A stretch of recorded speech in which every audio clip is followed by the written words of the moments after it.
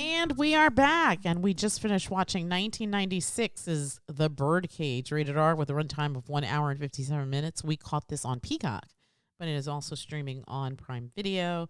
This is from director Mike Nichols, with writing credits to Elaine May for the screenplay, and based off the play by Jean Poiret. Something French. The play Cage Aux Folles. According to IMDb, a gay cabaret owner and his drag queen companion agree to put up a false straight front so that their son can introduce them to his fiance's right-wing conservative parents. We've seen this before, and I'm going to start with you. What did you think of the film? I thought it was good. I have seen it before. It's a funny little film.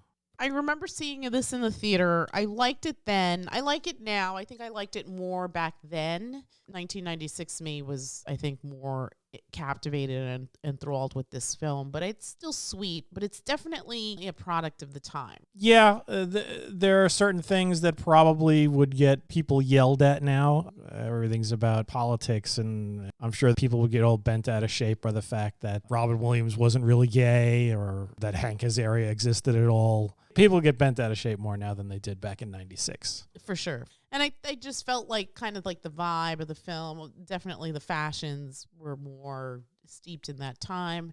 The 90s were a great decade. Oh, yeah. It was like everything was so carefree. A moment of sanity for America. The 80s was like the big AIDS epidemic, and so we're coming off of that. I think we're seeing more gay representation. Yeah, this was probably the I'm sorry. I didn't mean to cut you off. Look at that. I sound like you. Go ahead. But yeah, this was around the time when it started becoming less taboo and less shameful in the eyes of most people. This presented gay people in a way that was, okay, they're normal. They're a family. They're just like us. They have a family. They have the same situations. Their kids are growing They're up. in some sort of like crazy situation, but when it comes down to it, they're basically a family. They're people too. Yes, very much so. As opposed to the way people thought back before that, where it was just sort of like, oh my God, they're just depraved, sex mad. Right. Degenerates, yeah, or whatever was going through people's minds, and especially with the AIDS epidemic, we were just kind of at the stage where people were understanding what it was, how it spread, that it wasn't just something that was picked up off a toilet seat. Exactly, or there was a lot of misinformation back in the day. Oh yeah, I mean, people were thinking that it was like it could jump on you just from standing next to somebody. It was a crazy time. And it was also viewed as the gay disease. Right. So, yeah, there was a lot of weirdness going on. And you see that kind of reflected in Gene Hackman's character, who was just sort of this amalgam of right-wing talking heads at the time, like Pat Buchanan and Jesse Helms and all those people who were like, just family values, thumping on family values, and a degradation of morality that's going to cause the downfall of society, which is, I mean, hilarious that they were billed on the tin as the party of family values. And I mean, that's clearly gone out the window. I mean, not to segue, but I wonder if the things that are going on now happened back then, how they would justify it. They'd be horrified. They would never have elected Trump. They would never have put him in the position that he's in. He never met a woman he didn't cheat on. That's true. And he's making all these promises. He can't even make a promise to somebody that he allegedly loves and vowed to be faithful to before God. Nothing means nothing. That's crazy. But anyway, back to this. Remarkably, this movie budgeted at $31 million estimate. Mm-hmm. The gross in the U.S. and Canada was $124 million, and the gross worldwide is $185. So this little picture did gangbusters. Yeah, I'm wondering if people were surprised by how well it did, given the subject matter. Well, I think also, I mean, let's be honest, gay people weren't like a new novelty. They've existed for millennia. And I think this was a nice, lighthearted comedy. I think before this, we were used to, like, Philadelphia came out in 93, which is a very heavy film, right? Yeah, yeah. So a lot of these movies that dealt with gay life were more tinged with the idea of AIDS and the AIDS epidemic and the AIDS crisis and how people were dealing with that. So to have something just completely go off that script into basically family fare, right? Because that's what this is. It's a comedy, and it's about, as you said, family. So to have something this positive, representative of this group that's usually marginalized and maligned was probably... It's kind of like a turning point. Yes, something of a turning point, absolutely. And because it was also based off the Cage Aux Folles script, which was a huge success on the stage, and then to have it worked on by Mike Nichols, who was at the time, he had a long filmography and had done a lot of just interesting movies, and to work with Elaine May, his work partner, who's also just funny, and they both had this synergy and really worked well together. And I think it all came together really well in this film.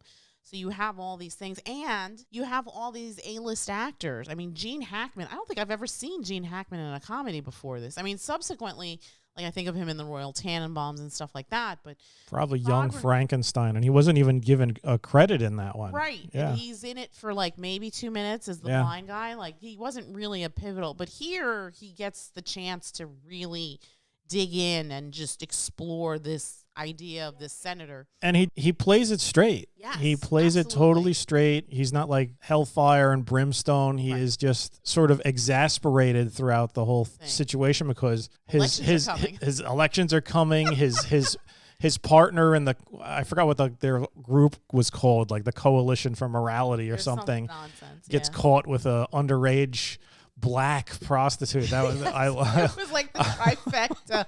I know.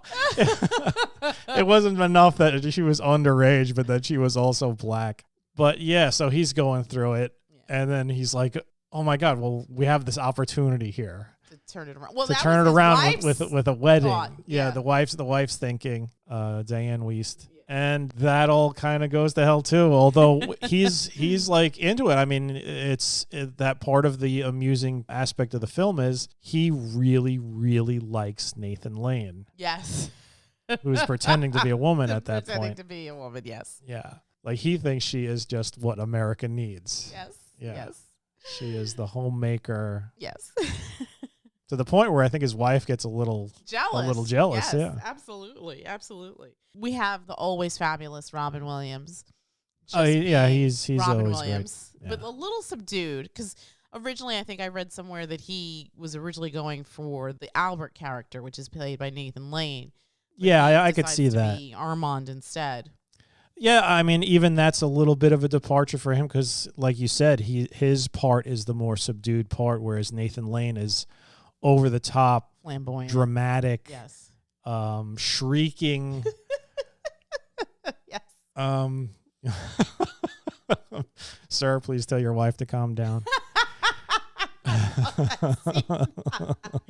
And because of things like this, I'm glad you brought that up. I feel like because of the example of this film, then you subsequently had The Ellen Show and Modern Family and Glee and all these other very positive representation of LGBTQ people. Yeah, it presents people from that community as people, just normal, not people. Just wild caricature. I mean, they do the wild caricature. Hank Azaria. Hank Azaria's character is crazy, like rip roaring. Agador, right? He's got the from Guatemala.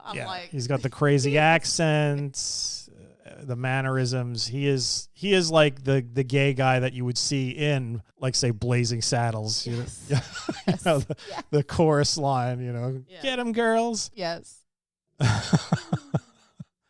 So, yes, again, we had like a bunch of A-list characters. We have Robin Williams, we have Gene Hackman, we have Diane Wiest, Dan Futterman, who plays Val, the son, Callista Flockhart. I think this is a little bit before Ally McBeal, I'm assuming. Hank Azaria, Christine Baranski. Nathan Lane had done stage work, but I think this is the beginning of his film career, or at the start of his film career. And he is just magnificent as Albert. So over the top, but so like lovable. Like you really empathize with his character. Yeah, even though he does play this over the top character, it never becomes aggravating. Like Agador became a little bit aggravating. But fortunately he was relegated to a side character, so he wasn't much. Who really annoyed me? Val, the son. The son was horrible. Oh my gosh. He was the so worst. Funny? I saw this in the theater, and I don't know if I didn't pick up on it or whatever, but watching it with you, I was like, oh my God, he's terrible. Like, why are they bending over backwards to placate him and his wants and his needs? And for what? He's so ungrateful. He's such a piece of shit. F him. Well, that's what parents do for their kids. I guess. And that's another aspect of the film. Albert and Armand, they were, for all intents and purposes, that guy's parent. The mother never saw him. No. When she sees him, she's like, oh, you must be Val. You must be Val. Like, that was the first time she saw him in 20 years. She bore him, and that was it. Right. He gave her money to go away, and she did. Yeah. So, that's crazy, yeah. For all intents and purposes, Nathan Lane basically was his mom. Yeah, so it's funny because, like I said, I watched it in the theater, and I don't know if I just didn't see it at the time, but maybe now, as a parent, I can see it differently. Yeah, as a parent, it does come off. It was grating. It was comes very off grating. Extremely grating because... Yeah, but you as a parent, you do everything for your kid, right? Even if it means they're not being the best, but I'm gonna do it for them.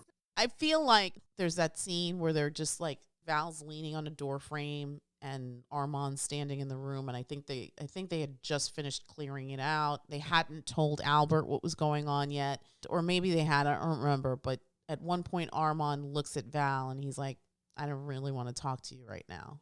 Yeah, I think I remember that scene. Yeah. Like, that really spoke to me, that scene.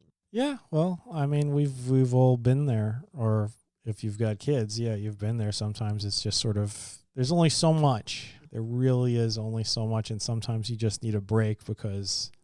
It gets to be a lot. Yeah, it gets to be a lot. And I think here, too, I mean, Armand explains it like he's spent his life being himself. To have to diminish that, to have to change that, to have to be someone else, is really not what he's about. And then to also have to tell his partner, oh, you have to disappear, you have to go away for a couple of days, like that. Too, that was just really unfair, very unfair.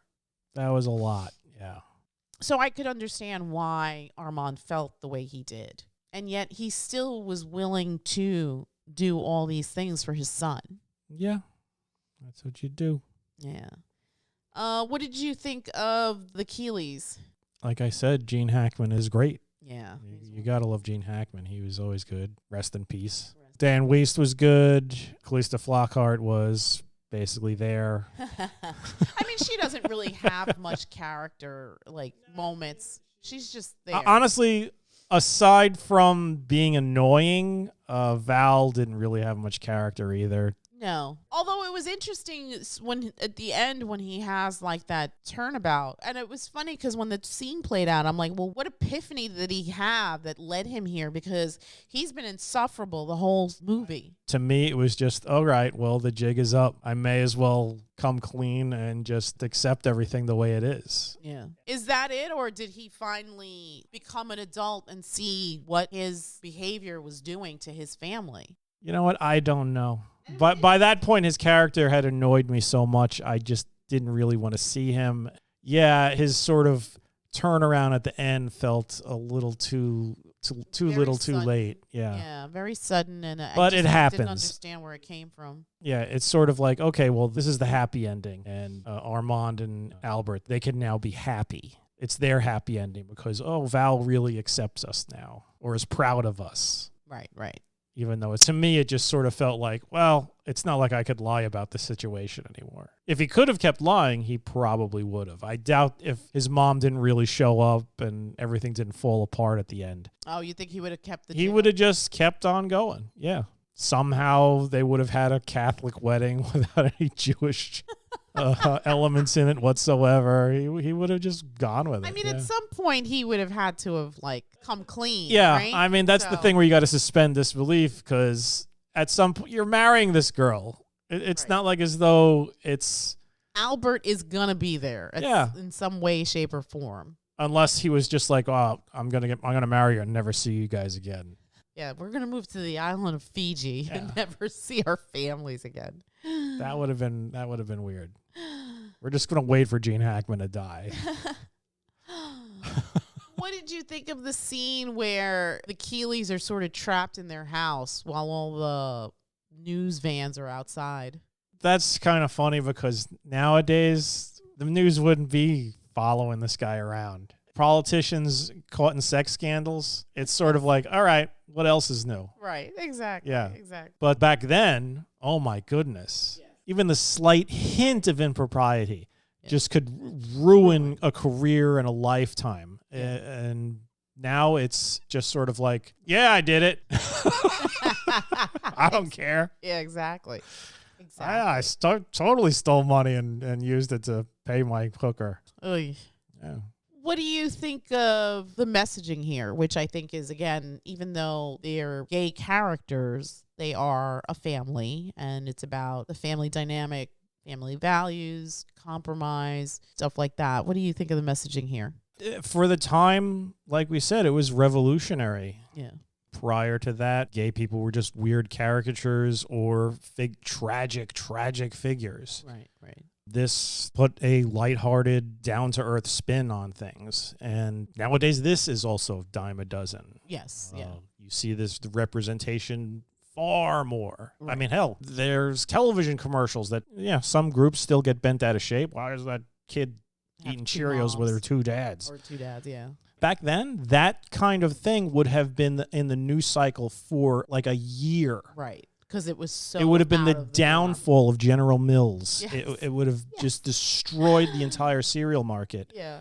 Now it was like a couple of people got their panties in a twist about it, and then it was just, all right, what's the next thing we're going to be mad about or afraid of? Yeah. So, it doesn't matter anymore. And I feel like this is also a sort of a watershed moment because from here, I think this made gay life a little bit more palatable, and from here you get more stories from that lens. So you've got other movies, other TV shows. So there should be stories representing all the colors of the rainbow. And I think that this is definitely a trailblazer in that regard. And I'm gratified that it did well. I enjoyed it a lot. I enjoyed it now. Wasn't as enthralled, I think, is the word, as I was with it back in the day. I think it was fresher and newer. Yeah, and back then it was a novelty because you just didn't see that sort of thing. Right. So now, and it was presented in a very funny, lighthearted way. Yes, right. Like we said, prior to that, everything was so heavy. Yeah, if you were doing like a real story about the gay community, there was always some sort of tragedy, dying of AIDS or being brutalized by a bigotry. Yeah. And for that sort of thing, even though you're presenting gay people in a sympathetic light, it's still, for some people, it's still super polarizing to the point where part of society will be like, wow, that was really interesting and I understand what's going on. And the other half is just like, yeah, I'm glad he's dead. It was just sort of like reinforces the bigotry. They get the completely wrong message. Whereas something like this, those people who are just like, they're still laughing. They're still laughing. And the box office showed that. I don't know what it is. Apparently, like they say, a little bit of sugar makes the medicine go down. Yeah, for sure. So, for sure. Back then, this was like that especially when I first saw it. Now, it's not really that special anymore. There are so many other things going on and so many more examples of representation. It's not really unique, whereas back when it came out, it was. So, it's still a good movie, though. Still entertaining, still funny. You're not going to bust a gut. Some people may get upset for some stupid political reason, whether it's the fact that gay people exist at all, or the fact that, oh, there should have been more gay actors. Right. I think if this movie played now, this would be, yes. You get both sides of the political spectrum getting angry about stuff like this. And it's just like, shut the hell up. Watch the damn movie. I think it would also have to be diverse. I think the senator and his wife and daughter would probably have to be Hispanics, right? Because they're Florida. South. Well, they weren't from Florida. Oh, that's true. That's right. I think they were from Ohio or something like right, that. You're right. But maybe then Val's family would have to be Hispanic or something. Yeah, and even that would probably upset people because they'd be like, "What are you saying? All Spanish people are gay?" Yeah. You can never win. Nobody's going to be completely happy. Sure. Seriously, just keep it exactly as it is, and just get over yourselves. Any other thoughts before we get numbers? No, not really. Do you think this is a good movie to share with younger kids? There's nothing offensive about it. This is just a straight comedy. Right. It's sort of like a comedy of errors. Yeah, and there's not even like an outward display of affection, really. I think the most intimate thing you see between Albert and Armand is they hold hands while sitting on a bench or and hug, and that's about it. I don't. Do they even kiss? No, I don't. I don't even think they kiss. Yeah. So it's still mid-90s. Right. Baby steps, folks. Baby steps, right. Now, like, this is tame. Oh, my goodness. This is so tame in comparison to, like, stuff that you see now. Oh, yeah. 1 to 10, what would you give this? Probably give it a 7. I, too, would give it a 7. I mean, I liked it, but it's not as impactful as that first time. I think the first time you see it, obviously, it's a little bit more. And, again, seeing this in the 90s, it hit differently, right? So... Yeah. But I do appreciate this trip down memory lane. It was great to see all these actors, 2 of whom, Gene Hackman and Robin Williams, are no longer with us. So it's nice to see them in these roles. Robin Williams is always a treat. It was nice to see Gene Hackman sort of play against the grain. I don't really remember him doing comedies in this part of his career. So to see him do something lighthearted and fun was kind of great, even though it's like poking fun at a certain... and he was able to use the gruffness that we're used to with Gene Hackman. Yes. To comedic effect, yeah. Yeah, it's a comedic effect. Nathan Lane is great. Again, I think this is one of his first features. He was more of a stage actor at this point, but seeing him here, he did a great job. He was wonderful. I think I read somewhere that obviously Robin Williams is the big marquee actor, and he was so gracious and kind with Nathan on the set and always looking out for him. And that I mean, you always hear great stories about Robin Williams. Yeah. He was the Bobcat stories. Oh my gosh, yeah. I don't think anybody has a story where it was just like, man, Robin Williams was a dick. Yeah, never. No. He was a king. He's sorely missed. The only person I didn't like was Dan Futterman. Val. No, I'm glad he's dead. I hope he burns in hell. No, obviously we don't wish him to die at all. But his character was pain in the ass. Yeah, he was the annoying child, even though he was a man at that point. Yeah. All right, so as we are in the month of Pride, we thought we would whip out a film that was kind of positive towards the LGBTQ plus community.